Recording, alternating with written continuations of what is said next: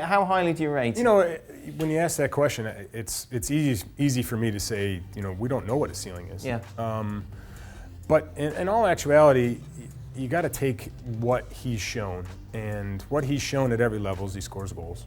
And sometimes there's players that score goals in one particular way. Mostly, take me for example. Yep. I needed service. So if I didn't get service, I wasn't probably going to be able to score much. With Josh Sargent, he has pretty much every attribute you want from a center forward. He's quick.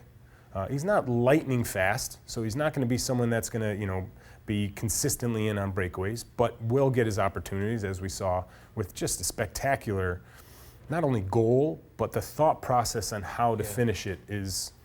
Those are goal-scoring mentalities that you can't really teach, and we've seen that from him from a very young age. Now he's gone through this transition at Werder Bremen, where he didn't really get a chance to play last year. Had a few opportunities, 10 games. I think he started 3. Yeah.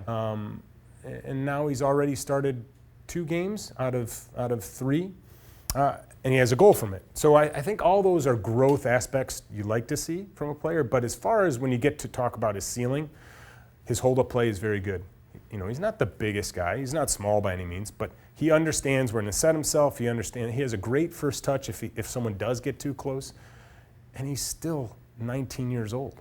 You have to think the ceiling is pretty close to anything he chooses. It was a strange summer for him. Yeah. With regards to the national team, obviously, in the end, eventually left out of the Gold Cup squad.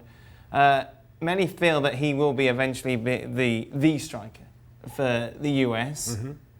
Is that right thinking, considering what we saw happen, the fact he get cut from the squad? Yeah, I think it's the right thinking. At least if you project a path, it looks like he will be. Right. Who knows if someone comes up, you know, Soto, who actually was a part of the 20 team that Sargent wasn't, scored a bunch of goals too and looked impressive. But for me, the disappointment of not making that Gold Cup squad and then missing out on his opportunity after such a great U20 World Cup in 17, a lot of players would be sort of upset and vindictive and can lose their way. Not, you know, completely, but certainly think that things are against them. And it appears that it just refocused him. And that refocus has allowed him to now start for Werder Bremen. He gets a call back with the U.S. national team. So his reward is being shown to everybody. And so I still think he's definitely the guy for the future. As you mentioned, called up for the US national team there, of course, in action this weekend against Mexico.